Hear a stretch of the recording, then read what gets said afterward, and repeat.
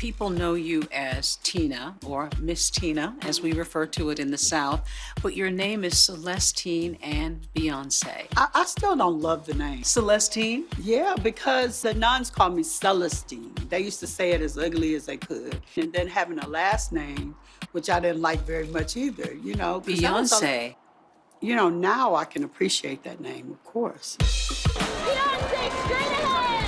And that name, now beloved worldwide. Tina teaching the girls of Destiny's Child how to be a survivor. 'Cause my mama taught me better than that. I'm a survivor. I'm not gonna give up. And making her daughter proud in formation. Mama Louisiana. You mix that Negro with that Creole, make a Texas Bama. Tina Knowles, the matriarch of one of the most influential families in American music history. Cowboy Carter. Her firstborn, the most decorated artist ever in the Grammys, with a record-breaking 35 wins. I still am in shock, so thank you so much for this honor. Solange, Tina's youngest, taking home a Grammy of her own for Cranes in the Sky. But it's like cranes in the sky. When people see you, they see you as this mom of superstar women. When do you remember seeing something special in Beyonce and Solange? Very early. You know, I remember Beyonce harmonizing. One day we were in the car and she loved for me to sing. She's just so funny because she said, "Wow, I thought you could really sing till I got a little older and learned what it was." And I was like, "Oh, Lord." And Solange, since she was 3, was doing shows. You know, they would come to my salon and sell tickets to the clients, and the clients would be like, "We don't even want to watch them, and they charging us money." Before motherhood, hairstyling was one of Tina's first loves. These products are for everyone. Now giving Nightline an exclusive look inside the Sacred Salon, a test lab for the award-winning hair care line she co-founded with Beyonce. I had every color hair there was. Her latest book, Matriarch, is a memoir, shedding new light on her public and personal struggles, even revealing her recent breast cancer diagnosis. My doctor told me I had breast cancer. She said I was stage 1A, assuring me my prognosis was good. After surgery and treatment, she says she's now cancer-free. You begin your book growing up amid segregation in Galveston, Texas, and you say, "We shared what we had. We felt like we had it to give. My family was on pennies, but we were living like millionaires." And that was due to your mom. Yes, because she made everything nice. You know, she just did so much to make us know that we were loved. She was pretty amazing. You talk about your hometown of Galveston with such love, yet there was segregation. Tell me about growing up there, because there was the beauty, but there was also the pain. It was the beauty and the pain because we lived like 6 blocks from the beach. So we would walk to the beach. We had 1.5 blocks of the beach. For the blacks. For the black people. And you could go down the seawall, but you couldn't go past that. It was an article or something, and I just remember them saying, "We don't have those issues with race in Galveston. Our Negroes are happy and content." Give me a sense of how you processed that growing up, because on the one hand, you had a tight-knit family and a loving experience, but yet you had the stark contrast of racism. Well, the racism really got bad for me when I was 14. I remember my brothers going and they were shot with BB guns and called racist names or whatever, because they just wandered. They were kids and they just wandered further than they should have, riding their bikes. I mean, every time I talk about this, it's been so many years, it's just so painful because it was the scariest time.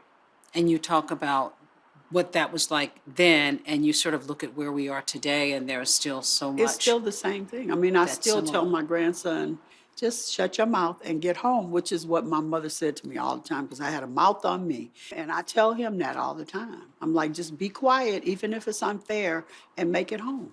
You were tough. I was tough. I'm still tough. At 21 years old, Tina headed to Houston, and soon after meeting Matthew Knowles. They married in 1980, and the 2 babies who followed now need no introduction. Your daughters grew up with privilege that you didn't have.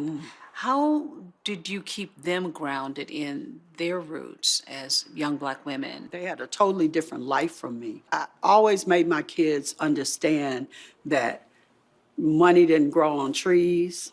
Tina opening Headliners, a 12-chair hair salon in Houston. She and Beyonce sat down with my colleague Juju Chang in 2010. I think I'm bad. Beyonce's my name. Is it true that you first started singing in your mom's salon? Yes, it's very true, unfortunately, for her clients.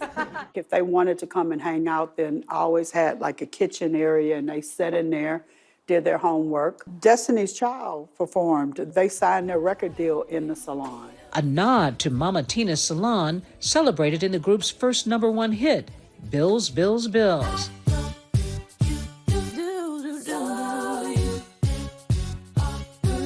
I first met them more than 20 years ago while on assignment for 2020. You guys still get them? Jitters? Do you? I get them. I'm nervous still, like, oh gosh, I'll make sure I get my steps right, I'll make sure I know all the hits. Behind the group's success, Matthew with his business sense and Tina with her fashion. Now, most mothers are trying to keep their daughters away from sexy clothes, but yet you're designing them for your daughter. I think that they always look very classy and they always carry themselves as ladies, so I don't think that they're too sexy. Destiny's Child went on to win multiple Grammys with 60 million records sold. But while the girls were soaring to the stratosphere, Tina and Matthew's marriage was losing oxygen. You would sometimes say, I'm going to leave him. You actually did pick I up would leave and him, you yeah. left him. Where did you find the strength to deal with all of that? I don't know. I just don't think I had time to even think about it. I had just had enough. People might not even believe that this really happened, but this is my life. I can verify it. That I left on a Friday to get an apartment. And so by the time he came back on Tuesday, I was in a house and went back to work that day. It's crazy. Tina filed for divorce in 2009, reconsidered, and then filed again in 2011. The divorce finalized that year. What did you gain from your mom that you pulled from, that you drew from during those times of difficulty? Resilience. The resilience that I saw my daddy, a lot of times they got what they call pennies. It was $35 a week, and still found a way for us to go ride the ferry and pretend that it was our yacht and get us out of that mentality that we were less than. She taught me that, and I've taught it to my daughters. And I feel like if tomorrow stuff went left and they lost everything financially or whatever, if they had their family, they would be okay. Her family now a long way from those humble roots. What does being a matriarch mean to you? I think being a matriarch means that you stay up at night when everybody is asleep. You make it work. Do I do a great job all the time? No, sometimes not, but I'm gonna put the effort into it to try to help them and be there for them until I take my last breath. Our thanks to Deborah. Matriarch by Tina Knowles is available now wherever books are sold.